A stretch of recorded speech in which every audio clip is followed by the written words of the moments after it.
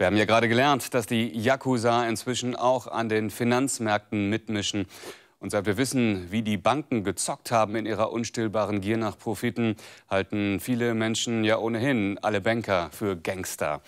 Nun müssen die Steuerzahler, allen voran die deutschen und auch die französischen, den europäischen Geldhäusern mit Milliardenbeträgen helfen.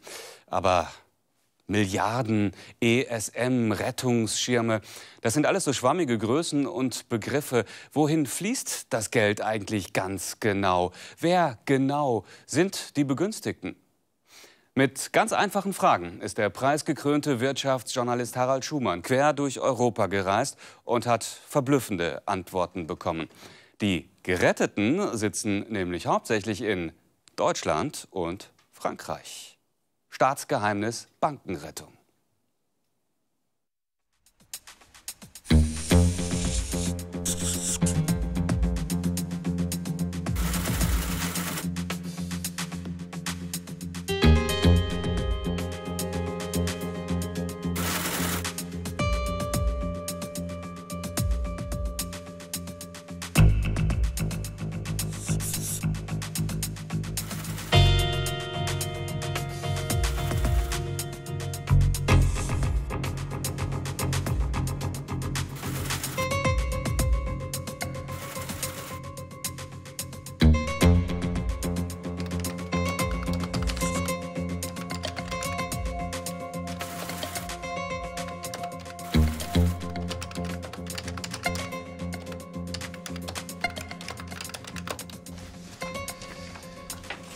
Gute Geheimnisse lassen sich nicht so ohne weiteres lüften. Aber genau das ist es, was Harald Schumann reizt. Er ist Journalist bei einer großen Berliner Tageszeitung. Redakteur für besondere Aufgaben, steht ganz harmlos an seiner Bürotür, doch dahinter verbergen sich aufregende und provozierende Fragen. Nur welche? Durch den Dschungel zu schleichen, um Wilderer aufzuspüren, die den letzten Sumatra-Tiger abknallen, ist nicht sein Ding.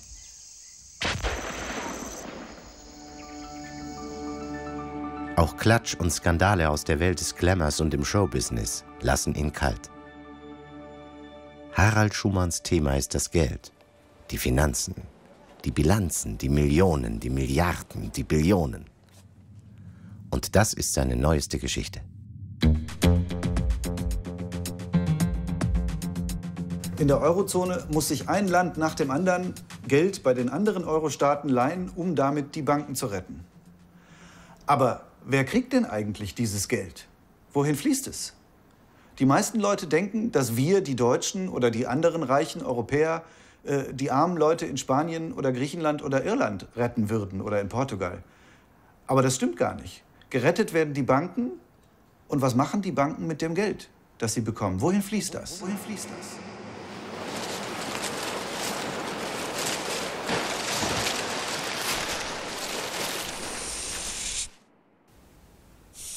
Wohin ist das ganze Geld geflossen? Eine gute Frage. Haben wir nicht zumindest das Recht zu erfahren, für wen wir das tun? Wer sind die Begünstigten?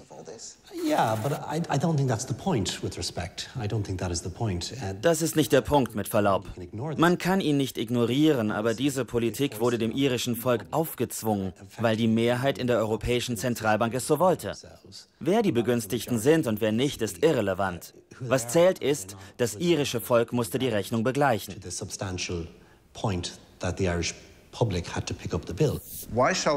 Warum müssen die Steuerzahler zig Milliarden an Kreditrisiken übernehmen, um Gläubiger zu retten, und haben dann nicht mal das Recht zu erfahren, wer diese Begünstigten sind?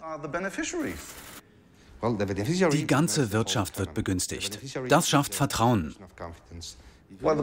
Aber die Begünstigten sind all die Gläubiger, die einfach schlecht investiert haben. Ja, und sie müssen hinnehmen, dass ihnen was abgezwackt wird. In Irland sind alle vorrangigen Gläubiger freigekauft worden und haben nicht einen Cent verloren. In Irland wurden viele Fehler gemacht. Warum veröffentlicht man nicht eine Liste derer, die da die Gläubiger sind, damit man darüber eine informierte Debatte führen kann? Ich glaube, Sie haben eine etwas naive Vorstellung, wie die Bilanz einer Bank aussieht. Ich glaube nicht. Ich habe mich damit sehr intensiv beschäftigt, glauben Sie mir. Die sind sehr miteinander verflochten. Und wenn die eine Bank nicht mehr zahlungsfähig ist, dann löst es sofort die Zweifel aus, ob die nächste Bank noch zahlungsfähig ist, weil die möglicherweise Guthaben bei der anderen Bank hat. Und so steckt die eine Bank die andere an. Also ich hätte damit kein Problem. Ja, dass man hier transparenter wird. So wie heute die Rechtslage ist, ich nehme mal Deutschland, das kenne ich am besten noch als Land, sind die Aufsichtsbehörden dazu nicht in der Lage. Der normale Weg, den es denn oft findet, die Aufsichtsbehörden stellen das vertraulich dem Parlament zur Verfügung und auf unerklärte Wege findet es dann den Weg in eine Zeitung. Aber die Aufsichtsbehörden haben keine Möglichkeit selber oder auch die Regierung, das Transparenz zu machen, weil das fällt unter Geschäfts- und Betriebsgeheimnisse eines Unternehmens. Da können Sie zu Recht sagen, in dem Moment, wo man Staatshilfe erhält, um das vereinfacht zu sagen, muss das anders sein. Wer es trotzdem schon heute wissen will, macht erstaunliche Erfahrungen. Fachleute aus der Finanzwelt, die schon zugesagt haben, kriegen Redeverbot. Und längst vereinbarte Termine werden ganz kurzfristig wieder abgesagt, meistens unter völlig fadenscheinigen Vorwänden. Und sogar Geldhäuser, wie die schwer angeschlagene Bankia, die zig Milliarden Euro vom Staat kriegen soll, sind nicht bereit, Auskunft zu geben. Was machen wir jetzt? No. Adios. Also sie ist jetzt bis um 5 in der Versammlung. Wir können sie aber direkt anrufen. Dann mache ich nachher um 5 nochmal Versuch. Aber es ist schon ungeheuer, ne? Diese allgemeine Einstellung irgendwie, wir stecken den Kopf in den Sand und dann werden diese ganzen blöden Fragen aufhören. Ich meine, das ist doch absurd. Die Fragen werden immer mehr werden. Wie soll Demokratie funktionieren ohne Öffentlichkeit? Da drüben, hier in dem Laden, werden gerade 24 Milliarden Steuereuro versenkt und wahrscheinlich werden es noch mal 25 Milliarden mehr, wenn unsere Gesprächspartner recht haben. Und sie geben keine Auskunft. Das ist doch völlig verrückt. Von dieser Geheimhaltung der Begünstigten bei der Bankenrettung gab es in der seit 2008 laufenden Finanzkrise nur 2 Ausnahmen. Die erste geschah im amerikanischen Senat, als nach dem Bankrott von Lehman Brothers der globale Versicherungskonzern AIG vor dem Zusammenbruch gerettet werden musste. Und dann hat dort ein Senator gefragt, den Vertreter der Notenbank, und Sie brauchen nie wieder zu kommen und auch hier nur um einen einzigen Cent zu bitten, wenn Sie uns nicht sagen, wer dieses Geld bekommt. Und siehe da, es waren andere große Finanzinvestoren und Banken auf aller Welt. Allen voran die Deutsche Bank, die damals profitiert hat mit 12,6 Milliarden oder Goldman Sachs mit über 10 Milliarden und so weiter und so weiter. Also die großen Player. Und zwar interessanterweise genau diejenigen, die hinterher immer behauptet hatten, ja, wir sind ohne Staatsgeld ausgekommen. Die Deutsche Bank wäre sofort pleite gewesen, wenn es die Rettung der AIG nicht gegeben hätte. Über die Hälfte ihres Eigenkapitals wäre verloren gewesen. Sie hätte am nächsten Tag geschlossen werden müssen. Also insofern, für die Deutsche Bank ging es da richtig um die Wurst.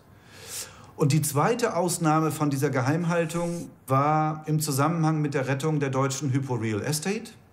Irgendjemand im Bundeskanzleramt wollte dann doch wissen, was würde denn eigentlich passieren, wenn wir die HAE nicht retten? Wer wären die Geschädigten?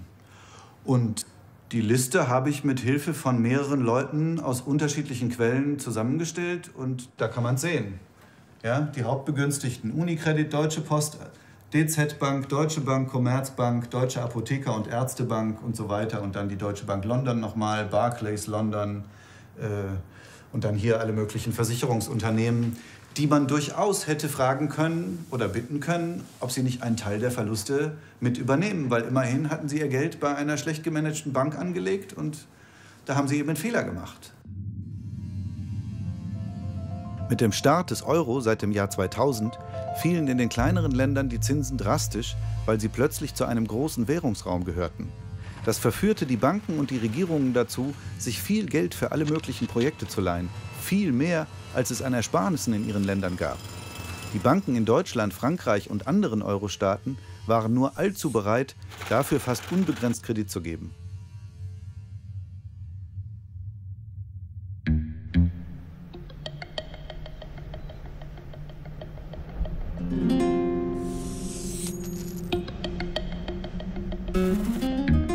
So machten spanische Kreditnehmer allein bei deutschen und französischen Banken in den 3 Jahren bis Anfang 2008 322 Milliarden Euro neue Schulden.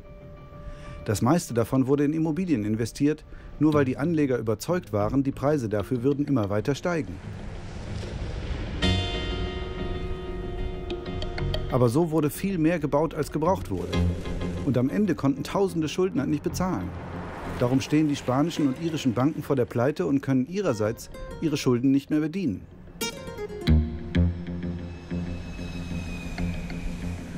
Ein solches Szenario hatten die Kreditgeber in Deutschland, Frankreich und anderswo aber nie eingeplant.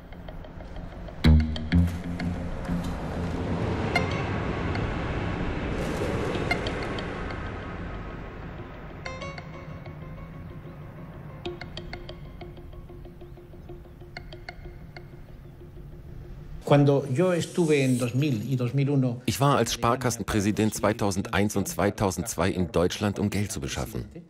Und die deutschen Banken schwammen nur so im Geld. Sie gaben es locker, ohne große Erklärungen zu verlangen, wofür dieses Geld verwendet wird. War es schwierig, Geld zu bekommen? Es war leicht. Sehr leicht. Aber wir haben ihn nicht mit Waffengewalt nach Deutschland geholt, um ihm das Geld aufgezwungen. Nee, das nicht. Sondern er ist gekommen, um zu werben. Verstehen Sie, mir gehen die Diskussionen manchmal ein bisschen auf den Geist. Jeder macht Fehler. Wir haben auch Fehler gemacht in Deutschland. Wir haben auch mit unseren Problemen zu tun. Aber ich kann es gar überhaupt nicht leiden, wenn ständig immer überall gesagt wird, die anderen sind schuld. Es soll doch jeder sein eigenes Problem lösen. Ein jeder Kehr vor seiner Tür und sauber ist das Stadtquartier.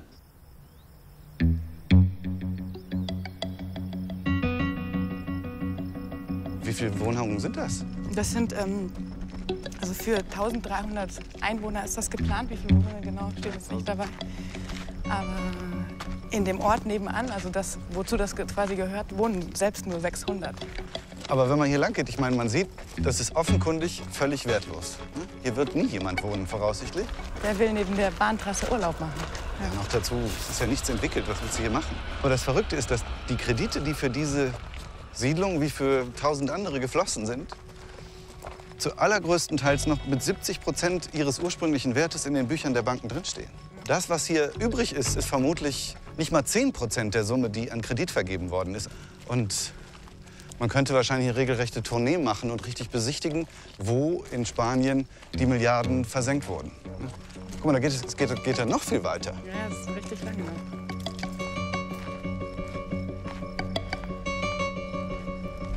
Und was sie alle hoffen, ist, dass aus irgendwelchen wundersamen Gründen die Maschine wieder anspringt.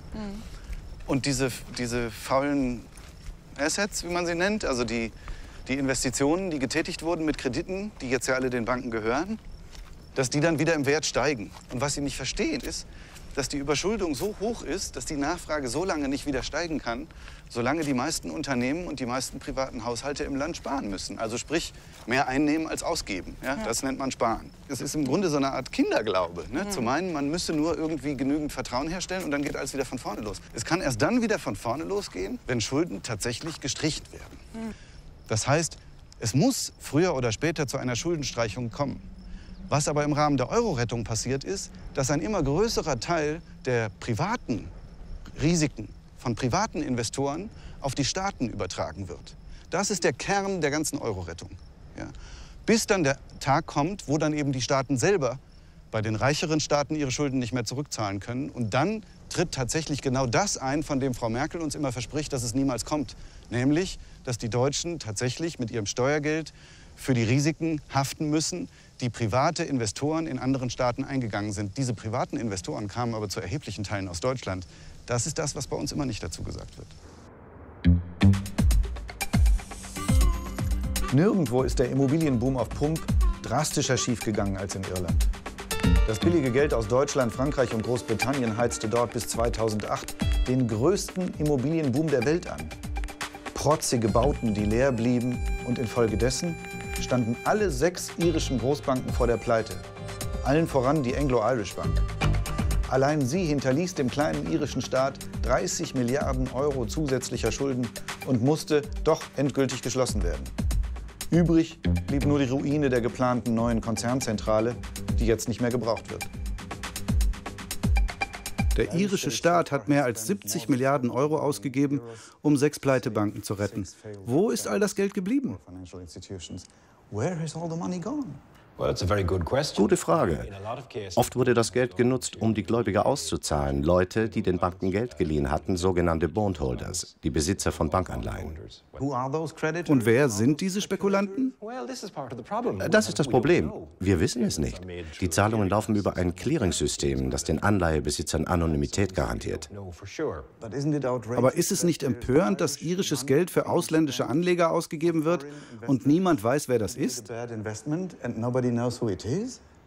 Unerhört ist noch milde ausgedrückt. Macht das nicht die Demokratie zur Farce? Absolut. Aber das geht an den Kern der Eurokrise. Die Menschen in der Eurozone begreifen nicht, was gerade passiert. Den meisten Deutschen und Franzosen ist nicht klar, dass sie es sind, die hier freigekauft, gerettet werden.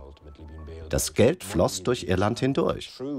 Rücksichtslose Spekulanten haben irischen Banken Geld geliehen, die damit eine hemmungslose Kauforgie auf dem Immobilienmarkt feierten, und der Steuerzahler kriegt die Rechnung.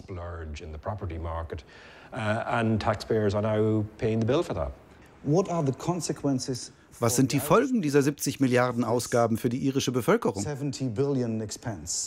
Der Lebensstandard ist im Durchschnitt um 25% gesunken. 25% in 5 Jahren? In 5 Jahren. Vor allem für die Schwächsten, die auf staatliche Hilfe angewiesen sind oder die keine Arbeit haben. Für die sind die Folgen katastrophal.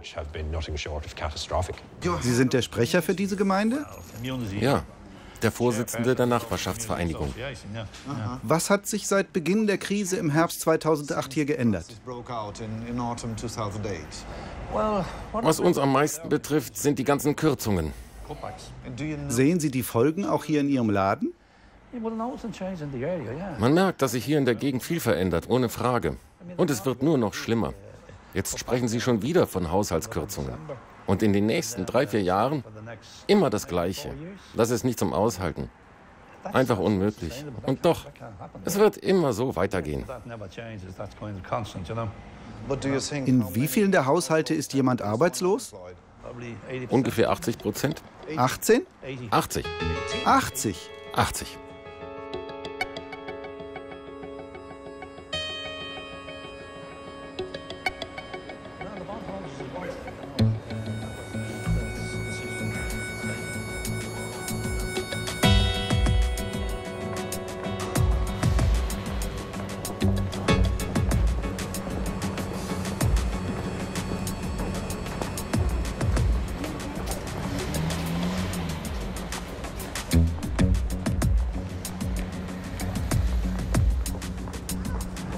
Die Iren haben natürlich ganz bewusst mit niederen Steuern und mit einer geringen Aufsicht, die Iren haben sehr bewusst ihre Banken weniger streng beaufsichtigt als die Deutschen ihre Banken.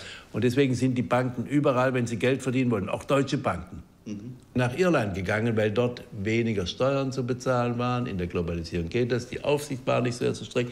Die Iren haben das alles angelockt mit niederen Steuern und geringerer Aufsicht. Weil das war zunächst mal für die irische Volkswirtschaft ganz profitabel. Ja. Und wenn dann das Bankensystem in einem Land zusammenbricht, dann ist der Staat, entweder ist dann der Staat zahlungsunfähig, dann hat er Riesenprobleme, seine Bürger verarmen total, oder er muss es irgendwo so mühsam retten. Für Irland war das sehr schwierig, sehr hart. Wenn man das auf die deutsche Volkswirtschaft übertragen würde, dann wären das 1000 Milliarden, das wäre 1 Billion. Ja, das ist unglaublich. Aber die Ursache in Irland hat Irland gesetzt. Nicht Luxemburg, nicht Frankreich, nicht Deutschland, sondern Irland. Und davon haben sie eine Zeit lang profitiert, und dann trägt das ganze Volk die Folgen einer falschen Politik. Sie haben vorher auch ein Stück weit davon profitiert. Die Iren wissen das. Die Iren wissen vor allem, dass sie gezwungen wurden, sämtliche ausländischen Gläubiger ihrer Pleitebanken auszuzahlen und von jeder Mitverantwortung freizustellen. Und dabei spielte die Europäische Zentralbank eine verhängnisvolle Rolle. Das belegt dieses Gutachten, was für das Europäische Parlament erstellt wurde. Und dessen Autor ist der weltweit anerkannte Professor für Geldpolitik Carl Whelan. Ich wurde vom Europaparlament beauftragt, die Rolle der EZB in diversen Hilfsprogrammen zu untersuchen. Und klar, mein Fokus war Irland. Sie schreiben, ich zitiere, die Einmischung der Europäischen Zentralbank in Irland, vor allem in Bezug auf die vorrangigen Bankschulden, wirft die ernste Frage auf, ob die EZB damit die Grenzen ihres Mandats überschritten hat. Wie hat die EZB darauf reagiert? Keine Ahnung. Sie haben nie eine Antwort bekommen? Nein, nie. Ich stehe wohl nicht im Verteiler für die Weihnachtskarten. Jedenfalls forderte die EZB, dass alle Inhaber von Anleihen ihr Geld zurückkriegten und setzte sich durch. Und warum wollten Sie das?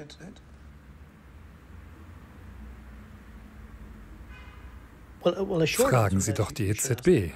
Ich glaube schon, dass die EZB innerhalb ihres Mandats gehandelt hat. Das heißt nämlich primär, Preisstabilität zu gewährleisten und zur Finanzmarktstabilität beizutragen. Da ist ja schon eine Zielhierarchie in dem Mandat verankert. Ich glaube, das hat man eingehalten in einer Situation, die in der Tat relativ neuartig war, die auch Ansteckungsgefahren ganz klar sah. Und es war damals das vorrangige Ziel, diese Ansteckungsgefahren zu verhindern. Sie schreiben, Irland wurde praktisch mit vorgehaltener Pistole gezwungen, die Gläubiger auszuzahlen. Wer hielt die Waffe? Die Pistole hielt die EZB. Sie hat wohl gesagt, entweder ihr zahlt die Anleiheninhaber aus oder wir ziehen unsere Notfinanzierung zurück. Mit der Folge, dass erst euer Bankensystem und dann die ganze Wirtschaft kollabieren. Für mich ist das Kanonenbootpolitik. Oder auch einfach Erpressung. Oder Erpressung. Es ist schon eine harte Drohung von einer Zentralbank. Sie zwingt eine Nation, ihre Souveränität preiszugeben, nur um irgendwelche Investoren freizukaufen. Damit handelte die EZB illegal. Natürlich war das etwas, das dem irischen Volk aufgezwungen wurde. Aufgezwungen? Ja, was die vorrangigen Gläubiger betraf, meinte die EZB, das Geld sei zurückzuzahlen. Das ist schon ein ungeheuerlicher Vorgang. Ein renommierter Wirtschaftswissenschaftler, ein Abgeordneter des irischen Parlaments, auch mit einer Ausbildung in Ökonomie in Harvard, und der irische Finanzminister sagen, ihr Volk sei gezwungen worden, 70 Milliarden Euro zusätzlicher Schulden zu machen, um ausländische Gläubiger auszuzahlen. Und der Direktor der Europäischen Zentralbank widerspricht dem nicht mal, dementiert das nicht. Die meisten Iren haben sich inzwischen leider damit abgefunden, aber nicht alle. Kein anderes Krisenland hat es bisher geschafft, seinen Protest gegen die falsche Politik der EZB nach Frankfurt zu tragen. Das sind nur die Iren. Das Verrückte ist, die kommen nicht aus der Hauptstadt oder aus irgendeinem großen Industriebetrieb, sondern die kommen aus der finstersten irischen Provinz, ein kleines irisches Dorf, dessen Bewohner sich entschlossen haben, öffentlich Widerstand zu demonstrieren. Und das tun sie jede Woche. The wind. The wind, the wind, the wind. Das klingt wie die Geschichte von Asterix und seinem Dorf, das allein gegen das römische Imperium antritt. Wir sind der Asterix von Irland. Selbst hier in der Kirchengemeinde wurde mir gesagt, du spinnst. Du kannst es niemals mit der EZB aufnehmen. Ich weiß, es ist ein großer Traum. Aber wenn schon träumen, dann groß. Kleine Träume sind sinnlos. Sie machen es ja nicht nur mit Irland, sondern europaweit und kommen in ganz Europa damit durch. Man sagt immer, die Schulden sozialisieren. Dabei könnte das, was geschieht, nicht antisozialer sein.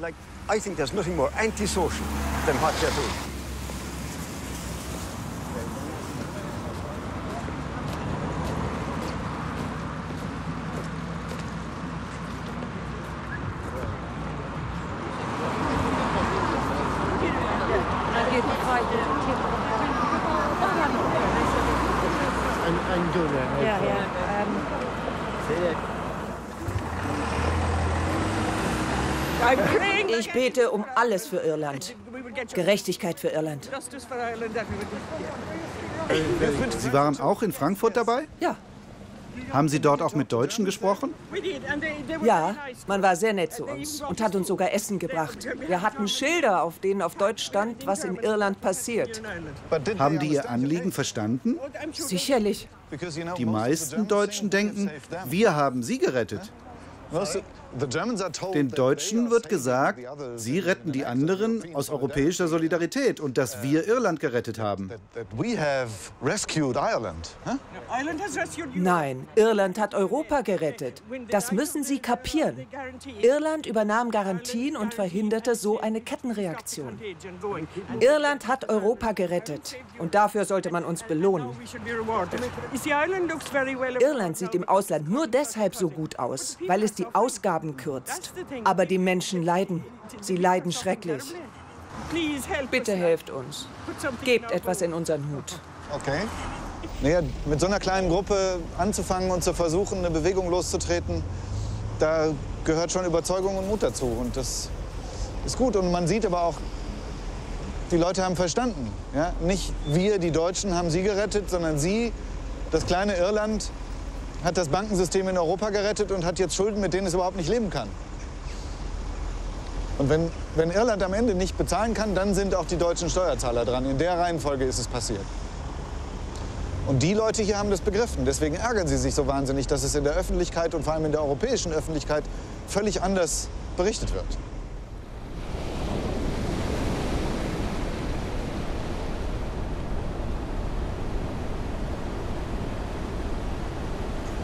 Wohin geht jetzt das Geld? Wenn Irlands Banken 64 Milliarden Euro bekommen haben, was haben sie damit gemacht? Das Verrückte ist, darüber gibt es gar keine ganz konkreten, genauen Angaben zur allgemeinen Verfügbarkeit, aber es gibt starke Indizien. Bei der Bank für internationalen Zahlungsausgleich, das ist die Notenbank der Notenbanken, die sammelt alle möglichen Daten aus allen 24 Mitgliedsländern. Und über deren Statistikabteilung und deren Website kann man Daten abrufen über grenzüberschreitende Forderungen zwischen verschiedenen Ländern und auch an die Banken. Und da sieht man dann zum Beispiel, dass deutsche Banken im Herbst 2010, also als in Irland die Wellen hochschlugen darüber, wer soll bezahlt werden und nicht, immerhin noch 28 Milliarden Ausstehen hatten. Und das wäre richtig viel Geld gewesen. Wenn man jetzt wissen will, wer sind denn nun tatsächlich die Gläubiger, wer kann denn das eigentlich wissen, gab es aber doch einen, der zumindest das dringende Bedürfnis hatte, dass die Öffentlichkeit was erfährt. Das ist die Seite von dem Blogger, der unter dem Pseudonym Guido Fawkes schreibt. Und dem schickte ein Insider eine Liste, die umfasst insgesamt 80 Adressen. Und davon sind 50 allein aus Deutschland und Frankreich. Zum Beispiel die Deutsche Bank Asset Management oder die Raiffeisen Kapitalgesellschaft oder die Union Investment Privatfonds GmbH. Die größte französische Bank ist natürlich auch dabei. Oder die Rothschild-Kompanie. Es ist quasi, wenn man so will, eine Art Who is Who der Finanzwelt.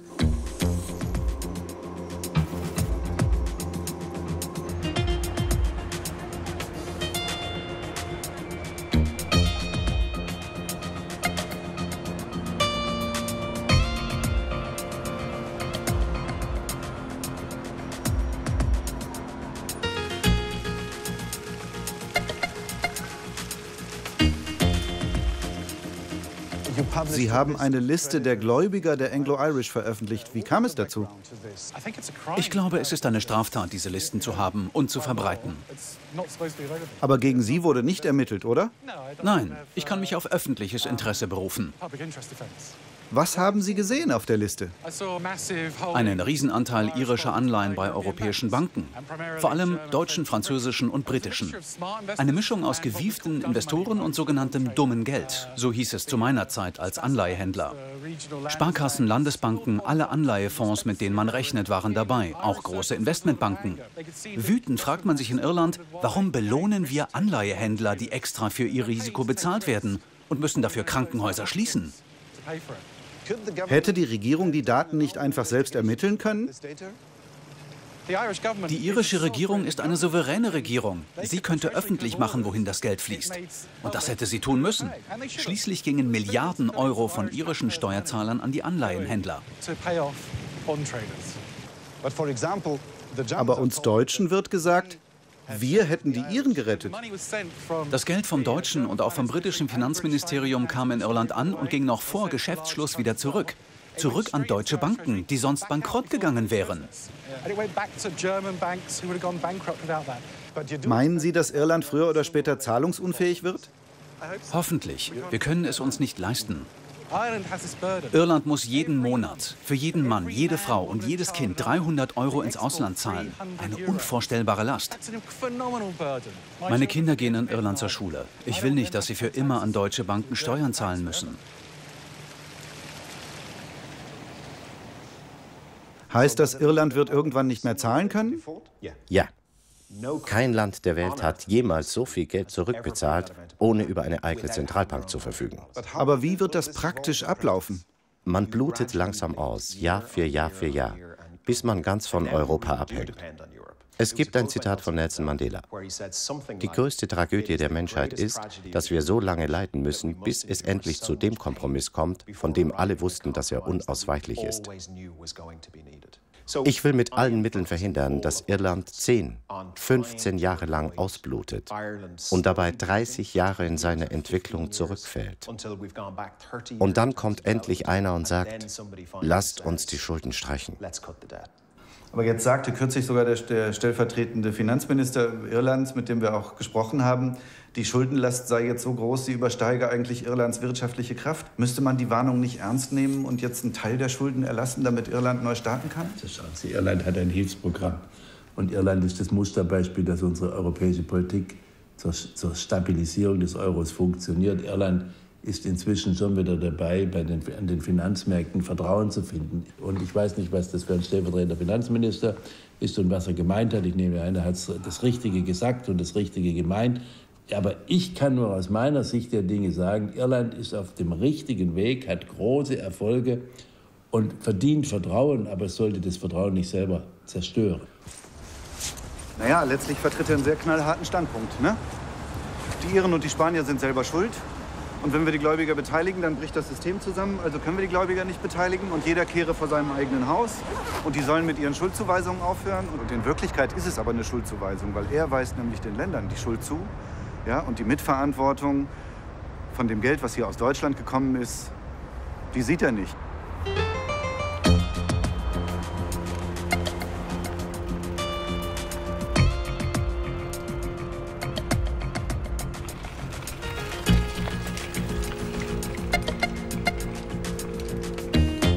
Die Europäische Zentralbank könnte das Unrecht, das sie den Iren angetan hat, um Europas Banken zu schützen, eigentlich ganz leicht wieder gut machen. Denn damals, im Verlauf der Krise, hat sich die Anglo-Irish Bank 30 Milliarden € bei der EZB geliehen, um ihre Gläubiger bezahlen zu können. Und die EZB dürfte aber, genau wie alle anderen Zentralbanken der Welt, dieses Geld natürlich nicht verleihen, ohne Sicherheiten dafür zu bekommen, die die Anglo-Irish nicht hatte. Darum musste damals der irische Staat einspringen und dafür haften. Und jetzt, nachdem es die Anglo-Irish gar nicht mehr gibt und sie abgewickelt wurde, fordert die EZB von der irischen Regierung die Rückzahlung dieser 30 Milliarden €. Da gibt es jetzt aber eine Menge Ökonomen und Politiker in Irland, die fordern, dass die EZB diese Schulden einfach streicht. Wenn wir die EZB zu einem Schuldenschnitt bringen würden oder dazu, einen Teil ihrer Forderungen an die irischen Banken abzuschreiben, wäre das ökonomisch sinnvoll. Denn die EZB und die Eurozone profitieren nur dann von Irland, wenn es eine starke Wirtschaft hat.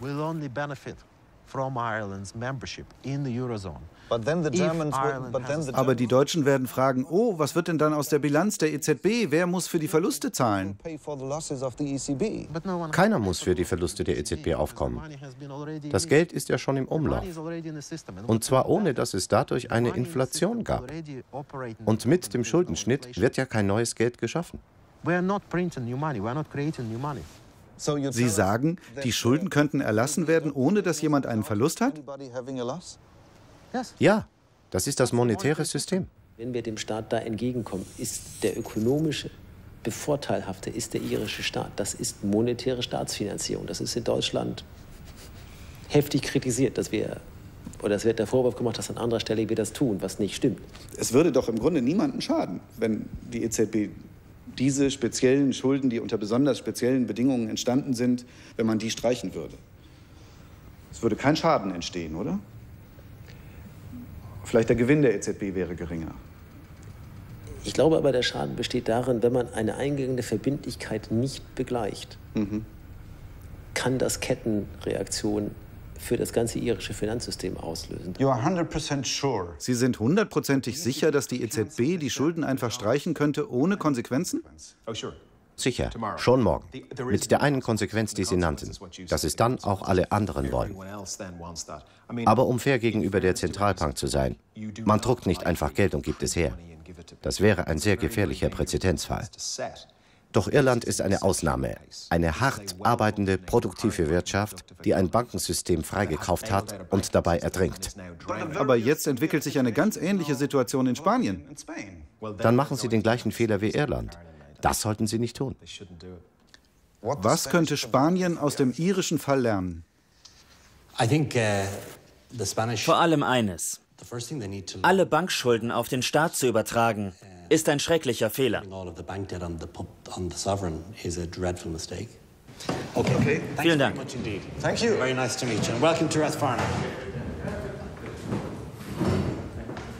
Thank you very much. Enjoy your time. Nice to meet you, Harry. Thanks a million. All the best. Bye-bye now. Smart, ja.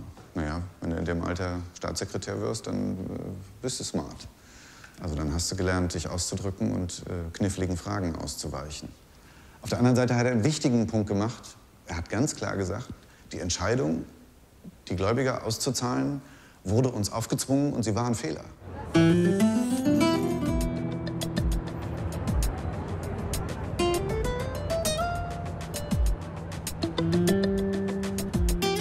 Ist der im Bild über die Richtung unserer Frage, was die Beteiligung der deutschen und französischen Banken am spanischen Boom angeht? Am späten Nachmittag treffen wir dann noch den Rayo, den Wirtschaftsexperten. Ja, okay. Hola. La entrada para la prensa.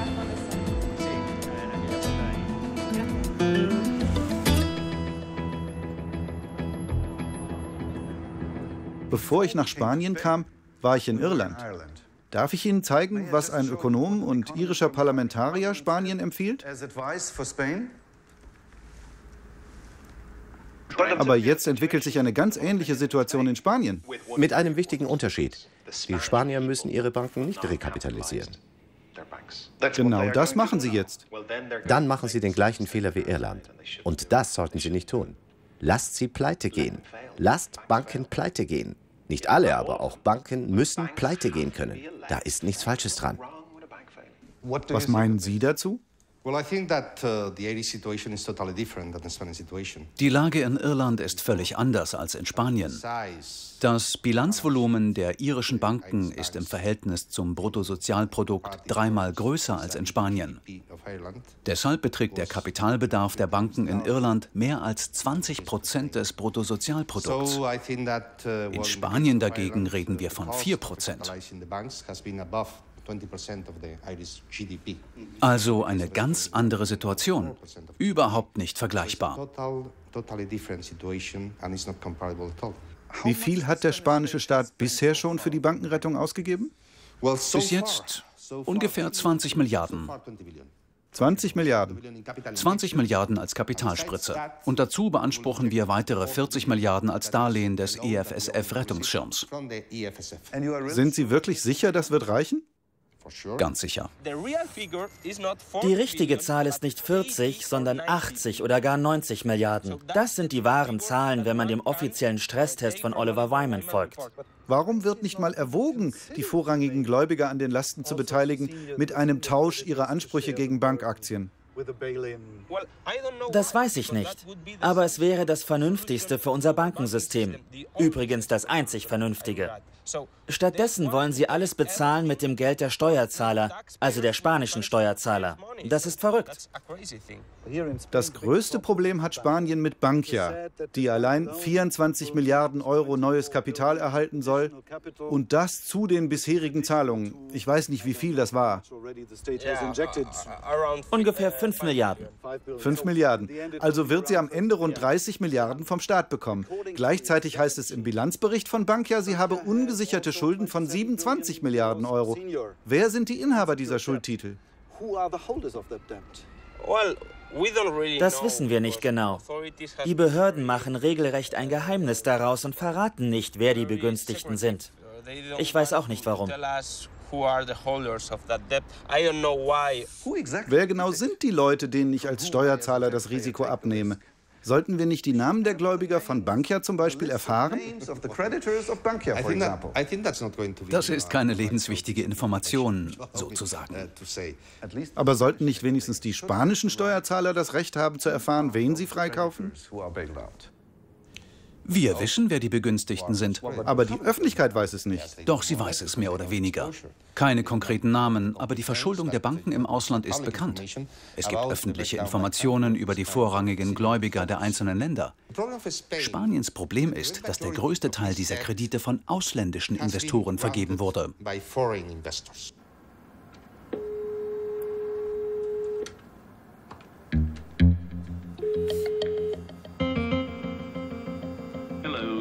The voicemail of Dennis Peters.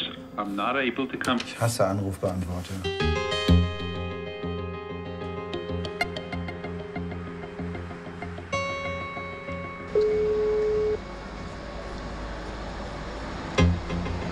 Hallo? Hallo, Frau Mirjan. Schumann nochmal.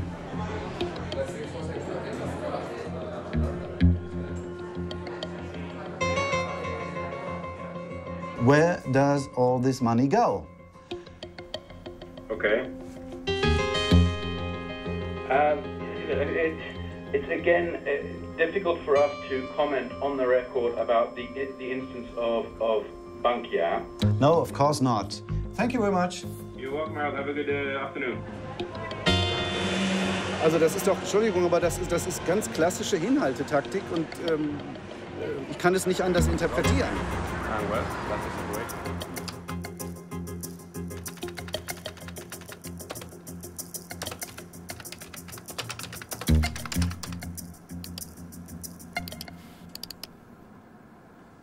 Guck mal. Anbei einige Informationen zu den spanischen Bankanleihen. Hier. Hier ist eine von vielen ausstehenden Bankia-Anleihen, wo man sieht, wer da alles drin ist. Das ist die Information, nach der wir suchen. Aber das kann ich nicht sagen. Es gibt eben manchmal freundliche Menschen, die einem helfen. Und nur so komme ich an dieses Informationssystem dran.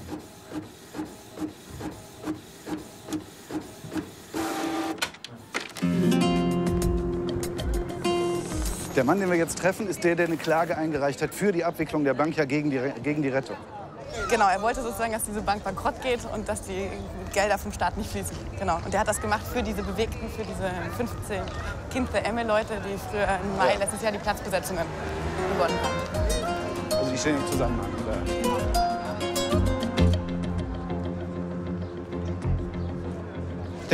Ich habe hier eine Liste.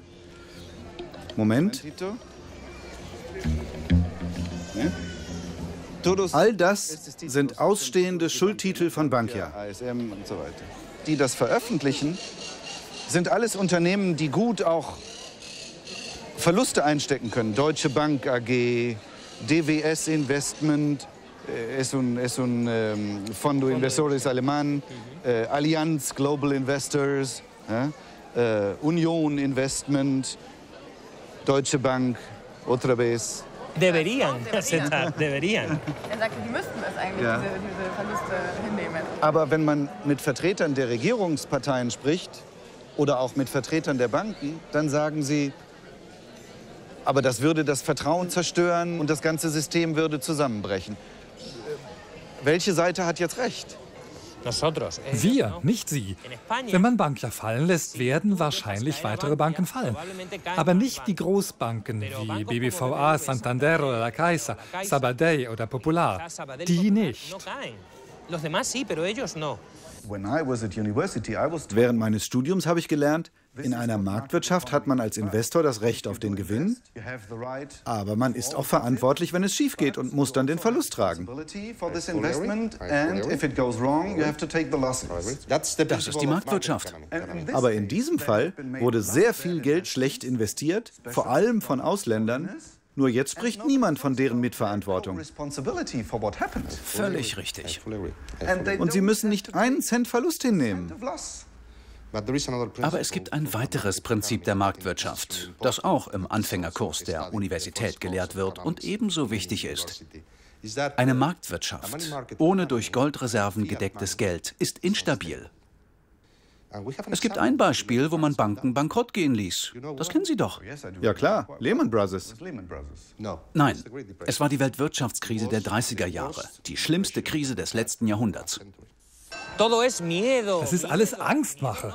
Ich will aber keine Angst, sondern Zahlen. Ich will wissen, was wirklich passieren würde, wenn sie pleite gehen.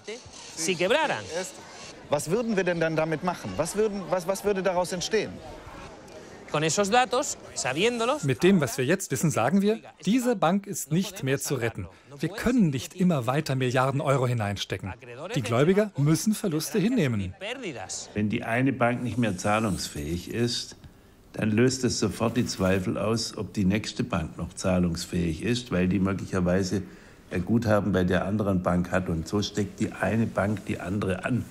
Und deswegen ist dieses Finanzsystem muss davor bewahrt werden, dass sie durch den Zusammenbruch eines Instituts der gesamte Bereich zusammenbricht.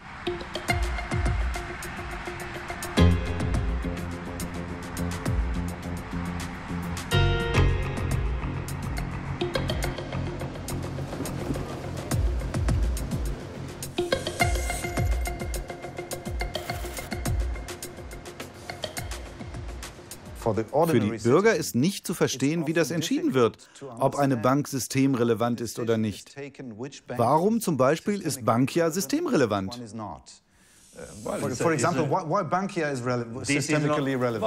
Ganz einfach. Bankia ist die drittgrößte Bank Spaniens. Die viertgrößte. Die dritte. Die dritte? Ja. Gemessen am Bilanzvolumen? Es war die dritte. Vielleicht jetzt die vierte, aber es war die drittgrößte.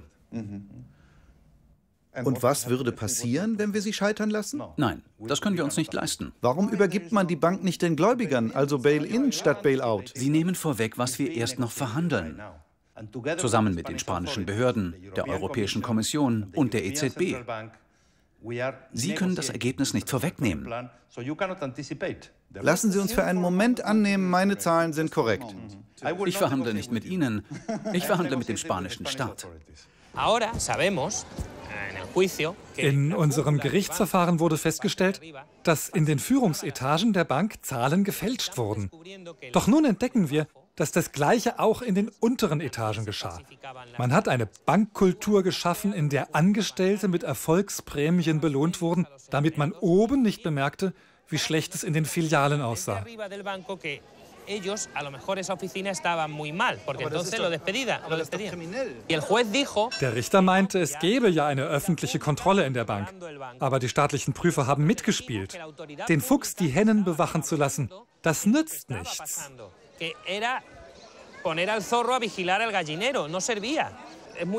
Das sind lauter Kriminelle, die Verantwortlichen von Bankia ebenso wie die öffentlichen Prüfer. Hätte man die Sparkassen pleite gehen lassen, wäre herausgekommen, was die Politiker mit dem Geld gemacht haben. Denn ein Großteil der Schulden, die nicht bezahlt werden können, ist Geld, das an politische Parteien ging, an Stadtverwaltungen, für Arbeiten in die autonomen Südregionen, an Unternehmen, die mit der Regierung unter einer Decke stecken. Diese Enthüllungen hätten die politische Klasse zum Verschwinden gebracht. Aber das bedeutet doch, wenn jetzt die anderen Euro-Staaten Spanien 100 Milliarden Euro leihen, damit Spanien das Bankensystem sanieren kann, dann machen sie einen Riesenfehler, weil sie im Grunde Geld in ein völlig korruptes System investieren, was sie nie wiederkriegen können. Und am Ende werden die Steuerzahler aus Deutschland und aus Frankreich und aus Holland und aus Finnland die Verluste finanzieren müssen, oder? Genau, so wird es ausgehen. Was rät er den deutschen Bürgern? Wie sollen sie sich verhalten? Was sollen sie fordern? Die Zahlen. Die Bilanzen, ganz einfach. Man muss die Zahlen kennen und die Gesetze anwenden.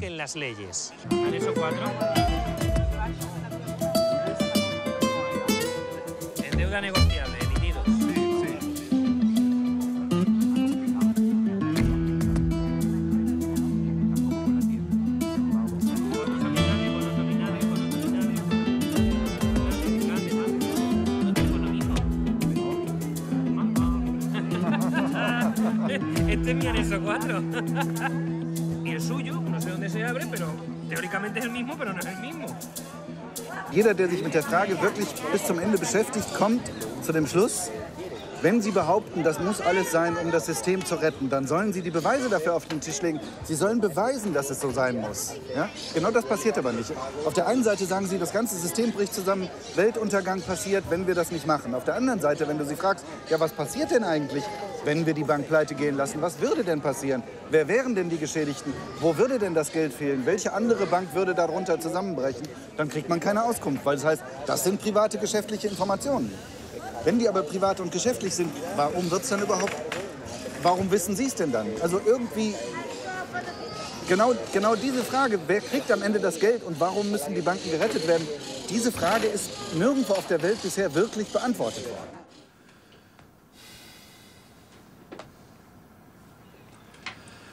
Da sieht man, wie wichtig die einfache Frage ist, wer kriegt das Geld? Ja? Denn das Verbergen der wahren Interessen, um die es geht, ja, das schützt nicht nur einfach die reichen Nutznießer. Viel schlimmer ist doch was anderes. Ja? Indem man die wahren Interessen verbirgt, wird es möglich, die einzelnen Völker Europas gegeneinander auszuspielen. Also ich persönlich glaube in der Tat, dass dieses Spiel mit nationalen Klischees eines der größten Gefährdungen dieser Krise ist. Ja. Wir haben ja auch zumindest eine wahrgenommene Nord-Süd-Spaltung in der EU, was ich für ein echtes Risiko halte. Und das muss man auch in Deutschland immer wieder sagen, und das tun wir auch ständig. Wenn es den Nachbarn nicht gut geht, wird es Deutschland auch nicht gut gehen. Klimaschutz, Menschenrechte, Hilfe für Afrika, eine liberale, progressive und menschliche Politik. Dafür ist Europa weltweit das leuchtende Vorbild. Eine unglaubliche Einrichtung, auf die wir stolz sein sollten und die wir unbedingt stärken müssen. Stattdessen hetzen wir die Nationen gegeneinander auf. Aber wir müssen für Europa kämpfen und dafür stehen. Und das heißt, die Menschen in allen Ländern sollen die Wahrheit erfahren, die ihnen die Politiker vorenthalten.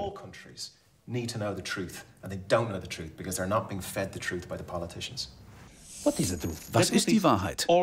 Dass wir alle ein Interesse haben, diese Probleme zu lösen. Meinen Sie nicht, die Kommission müsste Europas Bürgern viel mehr erklären, dass wir alle in einem Boot sitzen? Das erklären wir Tag für Tag. Wir wollen nur nicht die Einzigen sein, die das erklären. Wir wollen nicht, dass wir in Brüssel, Berlin oder Madrid all das erklären. Und dann rufen die aus den nationalen Ecken, nur mein Interesse zählt. Die anderen gehen mich nichts an. Es ist ja noch schlimmer. Die regierenden Politiker in Deutschland verbergen sogar ihre eigenen wirtschaftlichen Interessen. Wir können nicht die Einzigen sein, die die Wahrheit sagen. Okay. Das ist doch eine Schlagzeile.